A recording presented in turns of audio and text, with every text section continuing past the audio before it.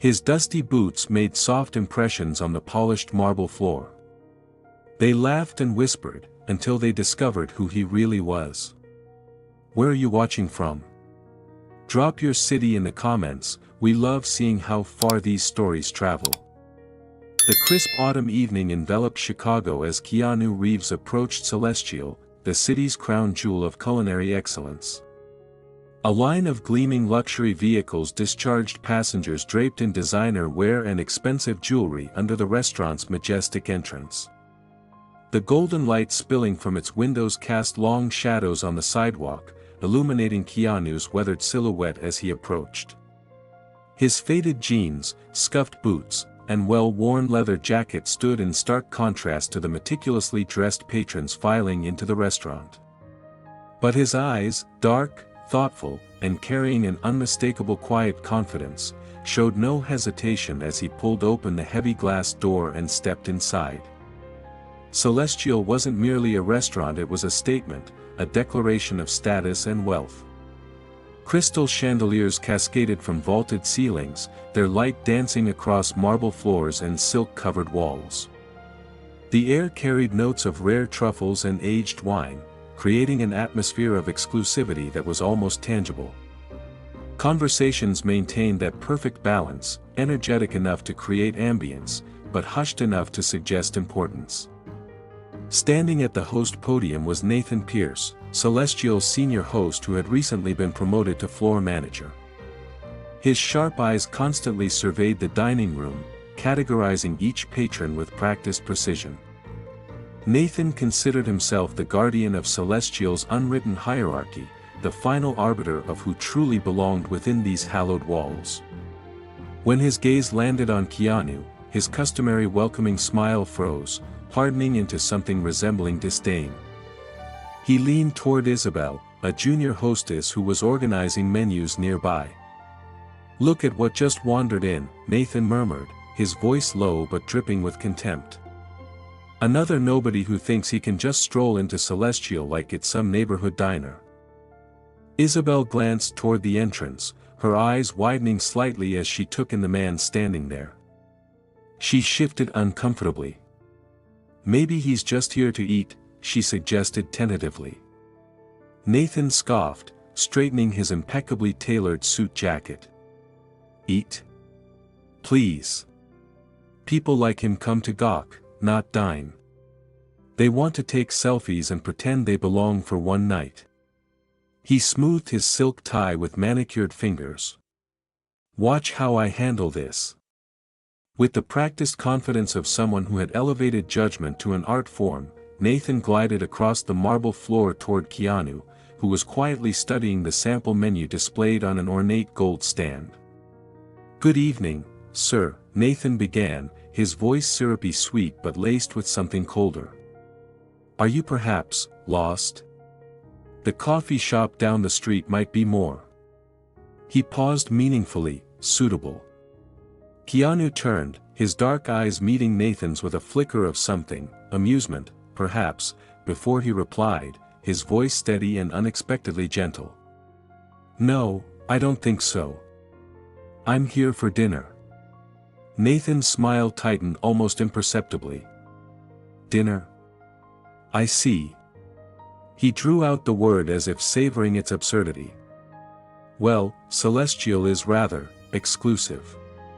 We cater to a very particular clientele." His gaze wandered pointedly over Keanu's worn clothing.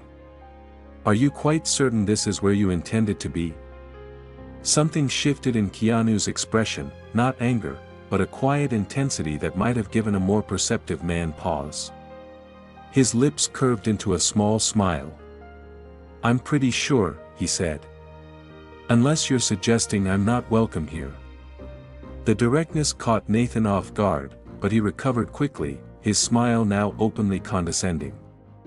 "Not at all," he replied smoothly. "It's simply that this isn't exactly the sort of establishment where people in." He paused, letting his gaze sweep over Keanu's attire again, "your kind of situation typically dine. We have standards, you understand." "Standards," Keanu echoed, his tone carrying a hint of challenge. And those standards are based on what, exactly? The price tag on my jacket? Around them, heads turned. A couple seated nearby, Richard Vantage, CEO of a global tech company, and his wife Diana in her custom Chanel, exchanged glances, smirking as they observed the exchange. Nathan's composure flickered, but his arrogance quickly reasserted itself. "It's about presentation," he said, his voice rising just enough to draw more attention. "This is Celestial, not some roadside diner. Our guests expect a certain level of class." "Class," Keanu repeated, his voice low but carrying. "Interesting choice of word. I always thought class was about how you treat people, not how much you spent on your shoes." He looked thoughtfully at Nathan. "But maybe I've misunderstood the concept all these years." The retort landed like a slap. Nathan's face flushed, acutely aware of the eyes now turning their way. Richard Vantage's smirk widened, while his wife Diana's perfectly sculpted eyebrows rose fractionally. "I'm sure you're an expert on class," Nathan replied, sarcasm dripping from every syllable. "But let me give you a tip, sir, if you're going to play philosopher, perhaps do it somewhere that doesn't charge $300 for an appetizer." He leaned closer, dropping his voice. "You're out of your league here." Keanu didn't back away. Instead, he leaned forward slightly, his voice dropping to a near whisper. "And you're out of line," he said, each word measured and deliberate. "I asked for a table, not a lecture on your perspective of social hierarchies. Can you manage that, or should I speak to someone else?" The challenge hung in the air, thick with tension. Nathan's face flushed deeper, a volatile mix of anger and humiliation coursing through him. But he refused to yield. "Fine," he hissed, keeping his voice low to avoid creating a larger scene. "If you insist on embarrassing yourself, that's your prerogative." He made a show of checking the reservation tablet, his fingers tapping dramatically against the screen. After a moment of theatrical scrutiny, he looked up with manufactured regret. "As I suspected, you don't have a reservation." "That's all right," Keanu replied, unruffled. "I don't mind waiting." Nathan's irritation flared into barely controlled anger. This man wasn't flustered, wasn't making excuses, wasn't behaving like the interloper Nathan wanted him to be. "Waiting," he repeated, his voice now openly mocking. "Sir, just so we're clear, Celestial has a strict dress code. Jackets, tailored suits, elegant evening wear." He paused, letting his gaze linger on Keanu's boots. "You're, well, let's say, underdressed for our typical guests. I'm not sure waiting will change that." Nearby, the Vantages weren't bothering to hide their amusement anymore. Diana whispered something behind her hand, and Richard chuckled in response, both casting sidelong glances at Keanu. But Keanu remained calm, his posture relaxed, his expression unchanged. "I'm comfortable with what I'm wearing," he said, his tone even, his gaze steady. "And I'm fairly certain your dress code doesn't override basic hospitality. So, about that table." Nathan let out a sharp, incredulous laugh.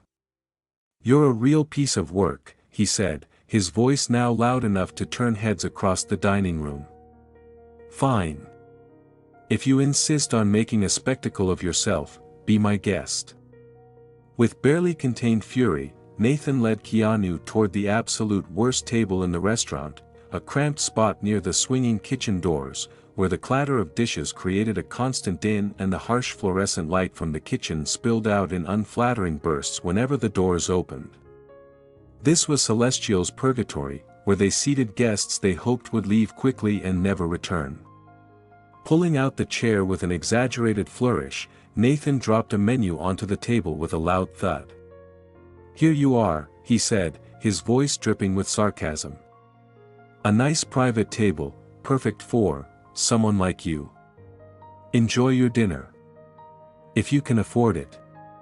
Keanu glanced around, then back at Nathan, his smile never faltering. "Thank you," he said, his tone maddeningly calm. "I'm sure this will be memorable." Nathan smirked, already turning away.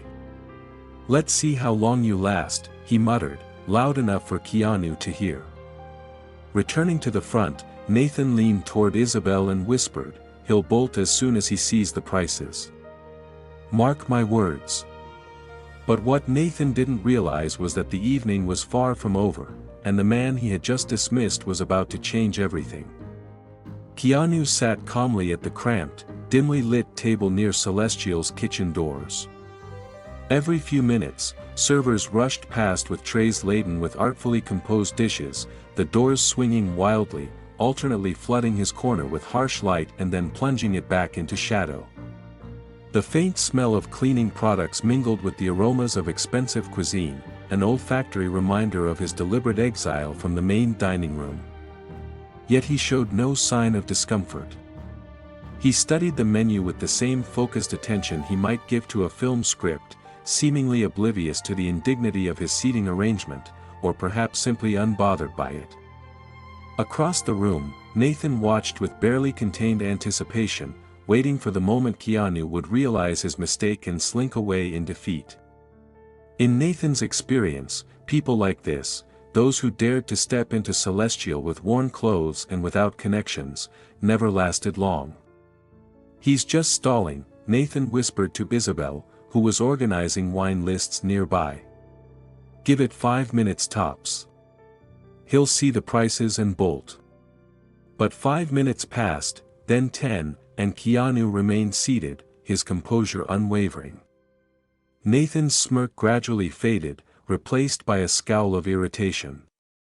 This wasn't following the script he had written in his mind. Determined to regain control of the situation, Nathan decided more direct action was needed. He grabbed a pitcher of ice water from a service station and strode purposefully toward Keanu's table, his movements deliberate and calculated. As he approached, he tilted the pitcher with practiced clumsiness, sending ice water cascading directly onto Keanu's lap. The liquid soaked through his jeans instantly. "Oops," Nathan said, not bothering to hide his smirk. "My apologies. These things happen when we're busy serving our regular clientele." He set the pitcher down with a pointed clink. "Perhaps you'd be more comfortable somewhere else." Keanu's eyes met Nathan's, his composure unbroken as he calmly dabbed at his soaking jeans. "Interesting service technique," he said quietly, the hint of a smile playing at his lips. "I don't recall deliberate drenching being taught at hospitality school." Nathan's face flushed crimson. "I assure you it was unintentional," he said, dropping all pretense of politeness. "But since we're being honest, you clearly don't belong here. Why not save yourself further embarrassment and leave?" The exchange drew more attention. At a nearby table, the Vantages exchanged glances, Richard leaning back in his chair with a smirk still playing on his lips. "The host has a point," he muttered to Diana. "This place isn't for just anyone. If you can't dress the part, you shouldn't try to play the game." Diana, however, frowned, her diamond earrings catching the light as she shifted uncomfortably. "He's been nothing but polite," she whispered back. "The host is the one creating a scene." At another table, an older gentleman named William Crawford observed the situation with quiet interest. Unlike the Vantages, his expression revealed neither amusement nor disdain, but something closer to thoughtful assessment. He sipped his wine slowly, his sharp eyes missing nothing as the drama unfolded. Keanu, meanwhile, met Nathan's glare with a steady gaze. "Embarrass myself," he echoed, his voice low but carrying a subtle authority. "I'm just trying to have dinner. You're the one turning this into a spectacle. Perhaps you should focus on doing your job instead of playing gatekeeper to a restaurant you don't own." Nathan's smile vanished entirely, replaced by an unmasked snarl. "My job," he hissed, leaning in closer, is to protect this restaurant's reputation. And letting someone like you sit here, soaking wet and dressed like you just came from a homeless shelter, is bad for business." He straightened, his voice hardening. "So I'll ask you one more time, leave, or I'll have security escort you out." The threat hung in the air, thick and heavy. The dining room fell almost silent, every ear straining to catch the exchange, every eye now fixed on the confrontation. Keanu leaned back in his chair, his hands resting lightly on the table, his demeanor still unruffled. "Security," he said, his tone almost conversational. "That's a bold move." He tilted his head slightly. "But before you make that call, let me ask you something. What exactly makes you think I don't belong here? Is it the jeans? The boots? Or is it just that I don't bow to people like you?" Nathan's face darkened, his fists clenching at his sides. "You think you're clever, don't you?" he snapped, his voice echoing in the hushed room. "But clever doesn't pay for a $200 steak, and it doesn't make you one of us. So get up, get out, and stop wasting my time." At that moment, William Crawford set down his wine glass with a deliberate clink that somehow cut through the tension like a knife. "Young man," he said, his voice deep and measured as he addressed Nathan, "I think you've made your point quite clear. Perhaps you should allow the gentleman to eat in peace." Nathan whirled around, his rage now finding a new target. "With all due respect, sir," he said, his tone barely civil, "this is my section, and I decide who gets to eat here. If you have a problem with that, you can take it up with the general manager." William raised an eyebrow, his expression unreadable. "I might just do that," he said, his voice carrying a quiet warning that Nathan, blinded by his own arrogance, completely missed. Turning back to Keanu, Nathan's voice dropped to a menacing whisper. "Last chance. Leave, or I'll make sure you regret ever setting foot in Celestial." Keanu, still seated, picked up the menu again, opening it as if the confrontation were nothing more than a mild interruption. "Noted," he said, his voice firm but calm. "But I think I'll stay. And while you're here, why don't you take my order? I've decided what I'd like." Nathan let out an incredulous laugh, shaking his head in disbelief. "Unbelievable," he muttered. "Fine. If you want to play this game, let's play." He snatched the menu from Keanu's hands, closing it with a sharp snap. "But don't say I didn't warn you when the bill comes. And just so we're clear, Celestial has a 25% minimum gratuity policy. Keep that in mind, if you can even afford the main course." Keanu looked up, meeting Nathan's gaze directly. Something flickered in his eyes, not anger, but perhaps the first glimpse of steel beneath his calm exterior. "I appreciate the reminder," he said, his tone carrying a hint of edge. "Now about that order. I'll have the Japanese A5 Wagyu with black truffle and foie gras. The one that's $495. Nathan nearly choked, his smugness faltering. "Excuse me," he said, blinking rapidly. "You do realize that dish is $495, correct? Just for the entree. I want to make absolutely certain there are no surprises when your bill arrives." Keanu nodded, his smile returning, but now it carried a hint of something else, something that might have warned a wiser man to tread carefully. "I'm aware," he said simply. "It sounds wonderful. And while you're at it, maybe bring me some dry napkins. I seem to have gotten a little wet." The subtle jab landed like a physical blow. Nathan's face contorted with barely contained fury. "Fine," he spat, scribbling the order down with unnecessary force. "But don't expect any special treatment. You're on your own." He turned and stormed toward the kitchen, but not before muttering loudly enough for nearby tables to hear, "He'll be out of here as soon as he sees the final bill. Just watch." As Nathan disappeared through the swinging doors, Diana Vantage leaned toward her husband, her voice low but firm. "That host is absolutely dreadful," she said. "That man has been nothing but polite, and he keeps trying to humiliate him for no reason." Richard shifted uncomfortably in his chair, his earlier amusement fading. "If he can't handle the heat, he shouldn't be in the kitchen," he said, but his voice lacked conviction, as if he were beginning to question his own position. William Crawford, meanwhile, raised his wine glass slightly in Keanu's direction, a subtle gesture of solidarity. Keanu acknowledged it with the faintest nod, a soft smile playing on his lips as he settled in to wait for his meal. Nathan, oblivious to the shifting mood in the dining room, was already plotting his next move, determined to see Keanu humiliated and driven out. What he couldn't possibly know was that the evening was far from over, and the quiet man in worn boots was about to turn the tables in ways no one could have predicted. Nathan strutted away from Keanu's table, his composure cracking with each step. As he passed a table of regular VIPs, a hedge fund manager and his entourage, he leaned in and whispered just loudly enough for the surrounding guests to hear, "Some people simply don't understand their place in the world, do they?" The hedge fund manager chuckled, swirling his $1,000 Bordeaux. "You have to admire the audacity, though," he mused. "Thinking he can just walk in here looking like that and be treated like one of us." Nathan's smirk returned, his ego momentarily soothed by the validation. The night was progressing exactly as he had anticipated.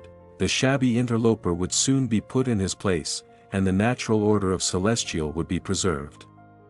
What Nathan failed to notice, however, was the tall figure making his way purposefully across the dining room. Marcus Harrington, Celestial's general manager, moved with the confident grace of someone who had spent decades in fine dining establishments around the world. His tailored suit and silver hair projected an aura of authority that commanded respect from staff and guests alike. Marcus had been summoned by William Crawford, the silver-haired gentleman who had observed the entire exchange between Nathan and Keanu with growing concern. As Marcus approached Keanu's table, the energy in the restaurant shifted perceptibly, conversations hushing as guests sensed a dramatic turn in the evening's entertainment. Keanu had just finished dabbing the water from his jeans when Nathan returned, bill folder in hand, his eyes glinting with malicious anticipation. He placed the leather-bound check in front of Keanu and tapped it twice with his finger. "I hope everything was to your satisfaction," he said, his voice dripping with false solicitude. "And just so we're clear, gratuity is not included. We expect a minimum of 25%, assuming you can manage that." Several nearby patrons turned to watch, curiosity piqued by Nathan's barely concealed hostility. The moment hung suspended, charged with expectation. Keanu nodded calmly, picked up the check folder, and opened it without hesitation. Then, reaching into his worn leather jacket, he pulled out a sleek black card that seemed to absorb rather than reflect the dining room's soft light. It wasn't just any credit card, it was the kind reserved for the ultra-wealthy, a symbol of financial power that opened doors most people didn't even know existed. Nathan's smirk faltered, his eyes narrowing as he caught sight of the card's distinctive design. "Wait, is that," he began, but before he could finish, Marcus appeared at his side. "Mr. Reeves," Marcus said, his voice carrying a mix of deference and urgency. "My sincerest apologies, sir. We had no idea you were dining with us tonight." The words hit Nathan like a physical blow. His stomach dropped, and the blood drained from his face so quickly he felt lightheaded. The name echoed in his mind, Reeves. Not just any Reeves, Keanu Reeves. And not just the famous actor, but as Nathan suddenly remembered from the ownership documents he'd once glimpsed, one of Celestial's principal investors. The effect on the restaurant was immediate and electric. A server near the bar dropped a tray of glasses with a spectacular crash. At a corner table, a woman actually stood up, knocking over her chair in shock. "It is him," someone stage whispered loudly. From the kitchen door, 3 line cooks peered out, eyes wide, momentarily abandoning their stations. "The John Wick guy," a child asked loudly before being quickly shushed by embarrassed parents. Marcus bowed slightly, his expression taut with anxiety. "Please allow me to personally handle your check. Your meal, of course, is complimentary." The entire restaurant transformed in an instant. The clinking of silverware ceased, conversations died mid-sentence, replaced by a wave of urgent whispers as the truth rippled outward. A sommelier froze mid-pour, wine hovering precariously above a glass. The Vantages exchanged stunned glances, Diana's earlier disapproval of Nathan now vindicated with almost theatrical perfection. William Crawford nodded knowingly, a faint smile playing on his lips. Nathan, however, stood frozen, his mind struggling to process the impossible truth. He had been mocking, belittling, and deliberately humiliating one of Hollywood's most beloved actors, who was also one of Celestial's principal investors. Keanu closed the check folder with deliberate slowness, then looked up at Marcus, his expression unreadable. "No need for that," he said evenly. "I'd prefer to pay." He turned his attention to Nathan, his eyes narrowing almost imperceptibly. "But before we settle the bill, I think we need to have a conversation." The silence in the restaurant deepened, becoming almost suffocating. Every guest, every server, even the bartenders paused, all attention fixed on the unfolding drama. Nathan opened his mouth, but no sound emerged. His once arrogant demeanor had crumbled into dust, leaving behind only the hollow shell of his pretension.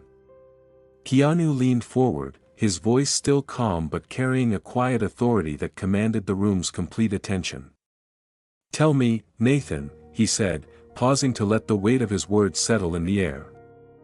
"What made you think I didn't belong here?" Nathan swallowed hard, his voice emerging as barely a whisper. I didn't know." "Didn't know what?" Keanu pressed, his tone sharpening. "That I was famous? That I had money? Or that I was worthy of basic human respect?" Nathan's face burned with humiliation, his eyes darting around the room as if seeking an escape that didn't exist. "I thought. I assumed." He stammered, but the words died in his throat. "You thought you could decide who belongs based on what they wear, how they look, whether they fit your narrow definition of importance," Keanu said, his voice firm but not cruel. "But here's the thing, Nathan, true class isn't about a suit or a bank account. It's about respect. It's about recognizing the dignity in every person who walks through that door. And tonight, you showed none of that." The words landed like physical blows, and Nathan flinched visibly, his eyes burning with the sting of public humiliation. Marcus, sensing the need to contain the situation, turned to Nathan. "Nathan, I believe you owe Mr. Reeves an apology and an explanation for your behavior." But before Nathan could respond, Keanu raised a hand, silencing the room once more. "Actually, Marcus," he said, his tone shifting to something almost playful, "I have a better idea."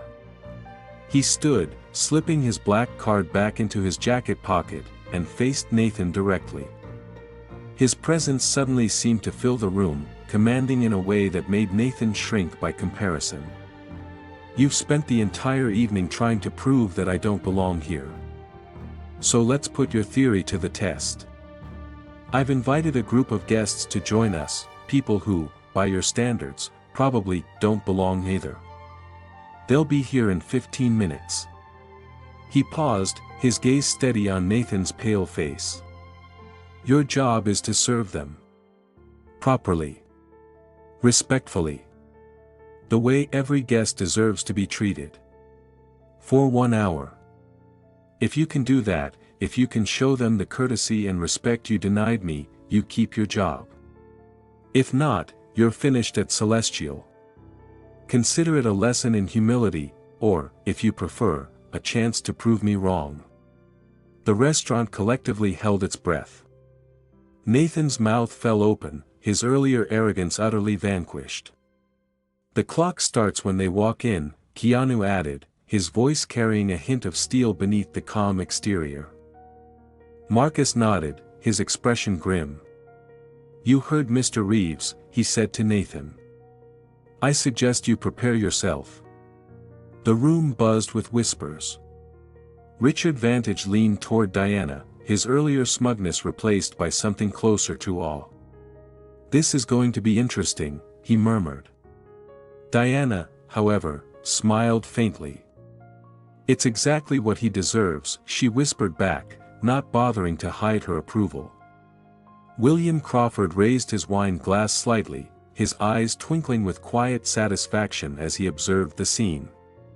Nathan, his face ashen and his hands visibly trembling, turned to Keanu with desperate eyes, searching for mercy but finding none. "Fine," he finally managed through gritted teeth, his voice barely audible. "I'll do it." Keanu nodded, his expression unreadable. "Good," he said simply. "Let's see if you can learn something tonight." As he returned to his seat, the restaurant seemed to collectively exhale, the night now balanced on a knife's edge between redemption and ruin. The dining room of Celestial hummed with nervous anticipation as Nathan stood stiffly near the entrance, his jaw clenched, his palms slick with sweat. The 15 minutes Keanu had given him felt like an eternity stretched taut, but when the group of ordinary guests finally walked through the door, Nathan's stomach knotted with dread. There were 6 of them, 4 men and 2 women, dressed in clothes that made Nathan's skin crawl. One man wore jeans with a visible hole in the knee and scuffed work boots, another sported a faded band t-shirt under an off-the-rack blazer. One of the women carried a purse that Nathan recognized as a street market knockoff. In his eyes, they might as well have been wearing neon signs that flashed, "We don't belong." Keanu, now seated at a large central table that Marcus had hastily arranged, watched Nathan with that same calm, unreadable expression. The rest of the restaurant watched too, the usual buzz of conversation replaced by a tense hush as the drama continued to unfold. Nathan forced his features into what he hoped resembled a welcoming smile, though the result was closer to a grimace. He approached the group with jerky, unnatural movements. "Good evening," he said, his voice strained and the politeness obviously forced. "Welcome to Celestial. Please, follow me to your table." He led them to the table near Keanu, a prime spot in the center of the dining room, as instructed, but his disdain was evident in the sharp, impatient way he pulled out chairs and distributed menus. The group, however, seemed remarkably at ease, chatting among themselves as they settled in, their laughter a jarring counterpoint to the hushed reverence that usually permeated Celestial's rarefied atmosphere. Nathan handed out menus with a tight-lipped smile that didn't reach his eyes. His patience frayed almost immediately when one of the women, a middle-aged lady in a cardigan that had seen better days, asked him a question. "What's the difference between the black truffle risotto and the wild mushroom risotto?" she inquired, her finger tracing the menu descriptions. Nathan couldn't help himself. "Well," he said, his tone dripping with condescension, "if you have to ask, you probably can't appreciate either. But the black truffle version is $120 more because, you know, truffles are actually valuable." The woman blinked, taken aback by his tone, but before she could respond, one of her companions, a burly man with a salt and pepper beard, laughed good-naturedly. "Wow, they sure train the staff to be friendly here," he said, his voice carrying a pointed edge beneath the jovial tone. "You must really love your job." Nathan's face flushed crimson. He bit back the retort that sprang to his lips, acutely aware of Keanu's steady gaze from the nearby table. "I'll give you a few minutes to decide," he muttered through clenched teeth, turning on his heel and stalking toward the kitchen, where he leaned against the wall, muttering under his breath, "This is absurd. These people don't belong here. This whole thing is a joke." As Nathan struggled to compose himself, the mood in the restaurant began to shift. Diana Vantage, watching the exchange, leaned toward her husband, her voice low but resolute. "He's absolutely dreadful," she said. "Those people are just trying to enjoy a meal, and he's treating them like unwelcome intruders." Richard, who had initially sided with Nathan, shifted uncomfortably in his chair. "Maybe," he admitted, his earlier smugness completely gone now. "But you have to admit, they don't exactly fit the usual celestial profile." Diana straightened, her sapphire necklace catching the light as she raised her chin slightly. "And since when does that matter? They're guests, just like us.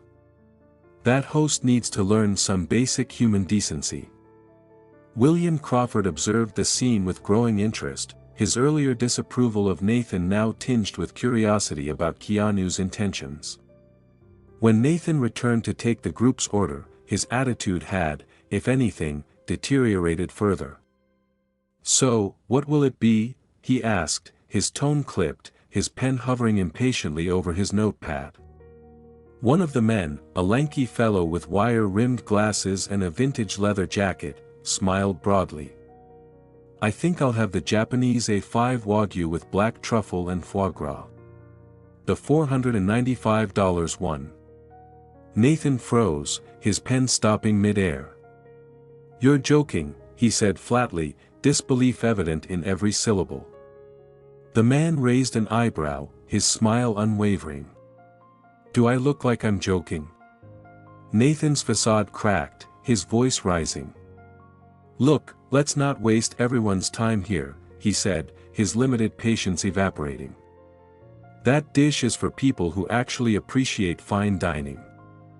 Maybe stick to something more appropriate. Like the chicken." The table fell silent, the group exchanging glances, but before anyone could respond, a soft cough came from behind Nathan. He turned to find Keanu standing there, his presence suddenly commanding in a way that made everyone else in the room seem to fade into the background. "Problem, Nathan?" Keanu asked, his voice calm but carrying a quiet authority that silenced the entire restaurant. Nathan's face drained of color. "They're not, they can't possibly," he stammered, unable to complete the thought. "Not what?" Keanu pressed, his tone sharpening. "Not serious about ordering the same dish I had? Or not worthy of being served with dignity, regardless of what they order?" Nathan opened his mouth, but no coherent response emerged. Keanu turned to the group, his expression softening. "Your orders are on me tonight," he said, his voice warm and genuine. "Please, order whatever you'd like." The man in the vintage jacket grinned, leaning back in his chair with newfound confidence. "Thanks, Keanu," he said, his tone now carrying a weight that made Nathan's blood run cold. "I think I'll stick with the Wagyu." He paused, his eyes meeting Nathan's with unmistakable challenge. "Oh, and by the way, you might want to tell your host here to be more careful about who he insults. I'm James Morrison, restaurant critic for the Chicago Tribune." The revelation hit Nathan like a punch to the gut. His face drained completely of color, his hands trembling so badly that his notepad slipped from his fingers and fluttered to the floor. James Morrison was notorious for his scathing reviews, capable of making or breaking a restaurant with a single article. Another member of the group spoke up, a woman in a simple dress that Nathan had initially dismissed as bargain rack fashion. "And I'm Dr. Elena Rodriguez, head of the Culinary Institute's Master Chef program," she said, her voice carrying the quiet authority of someone used to being respected without having to demand it. "I've been recommending Celestial to my students for years. I wonder what they'll think of your service philosophy." The hour that followed was a masterclass in humiliation for Nathan. He stumbled through taking orders, mixed up dishes, and spilled a glass of wine on one guest's sleeve. His frustration mounted with each passing minute, his carefully constructed facade of superiority crumbling like a house of cards. When the clock finally struck the end of the hour, Nathan stood before Keanu, his head bowed, his arrogance shattered beyond repair. "You failed," Keanu said, his voice firm but not unkind. "You let your prejudices dictate your actions, and you disrespected people who deserve better." Nathan braced himself for the inevitable dismissal, his career flashing before his eyes. "I'm not going to fire you," Keanu said, the words sending a ripple of surprise through the restaurant. "Instead, I'm giving you a chance to learn. Starting tomorrow, you'll work at a community kitchen I support downtown, serving people who, by your standards, don't belong. You'll do it for a month. If you can prove you've learned something about dignity and respect, you can return to Celestial. If not..." He left the consequence unspoken. Nathan nodded stiffly, unable to meet Keanu's gaze. The dining room remained silent, the lesson hanging in the air for everyone to absorb. William Crawford stood then, his silver hair catching the light as he stepped forward. "If I may add something, Mr. Reeves," he said, his voice carrying throughout the restaurant. 40 years ago, I was denied service at a restaurant much like this one. The host took one look at my second-hand suit and decided I didn't belong." He paused, letting his gaze sweep across the room. "The next day, I went back and bought that restaurant." He turned to Nathan, his expression not unkind but unyielding. "Young man, I'd like to fund Mr. Reeves' community kitchen fully. And I'd like to join you there for your first week. Not to judge you, but to remind you, and myself, that the true measure of a person has nothing to do with their clothing or their wallet, and everything to do with how they treat others." The room buzzed with whispers, the weight of William's words settling over the guests like a gentle but insistent reminder. As the group of ordinary guests prepared to leave, James Morrison paused at Keanu's table, grinning broadly. "That was quite something," he said. "Don't worry, my review of Celestial will focus on the food, which was excellent. But I might need to write a separate piece about what happened here tonight." Keanu smiled. "Just make sure it's about the lesson, not the person," he said. "This isn't about humiliation, it's about growth." Morrison nodded, understanding the distinction. "The story of dignity over appearance is one worth telling," he agreed. As the heavy doors of Celestial swung shut behind Keanu Reeves later that evening, the restaurant exhaled. He stepped into the cool Chicago night, his faded jacket blending into the shadows, his departure as unassuming as his arrival. For him, this wasn't about revenge or humiliation, it was about planting a seed, a lesson in respect that would linger long after he was gone. Inside, conversations resumed in hushed tones, but something had shifted. Richard Vantage leaned toward Diana, his expression thoughtful. "You know," he said quietly, "I've been that host before, judging people before knowing them. Maybe we all have." Diana squeezed his hand. "But we can choose to be better," she replied simply.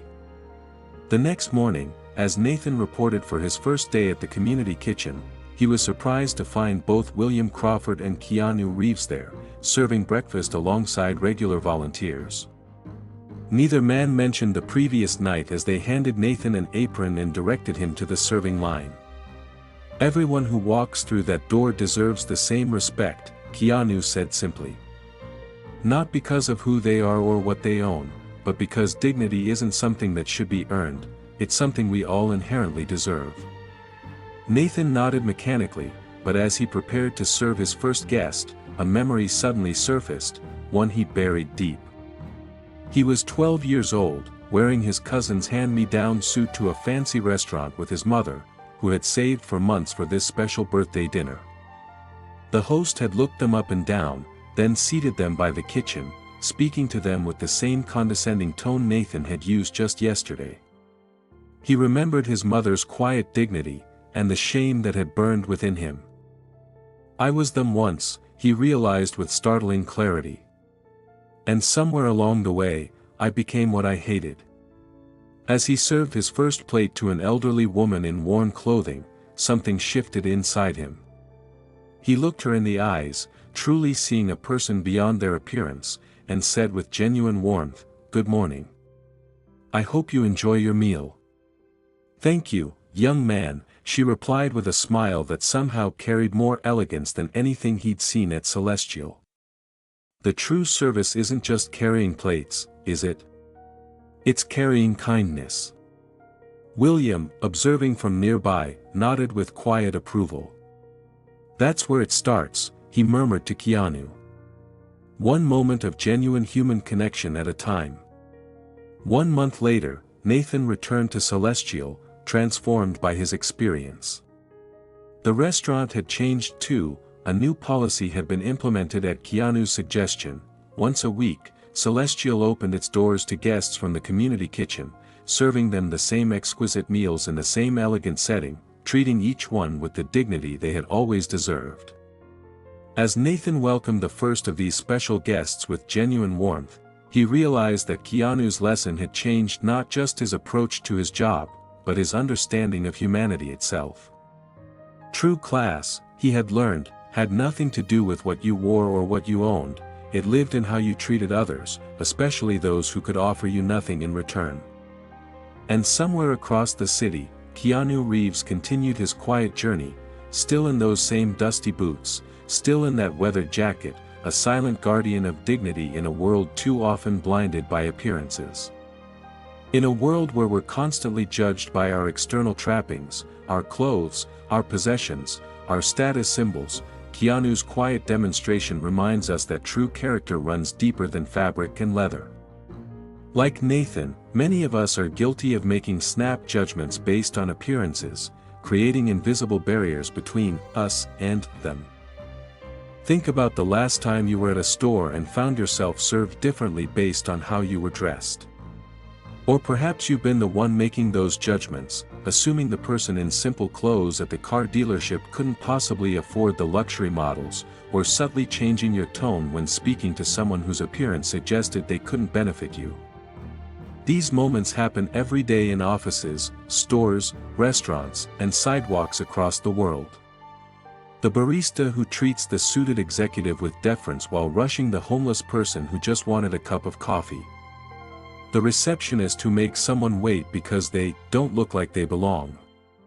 The colleague whose ideas are dismissed until someone with the right title says the same thing.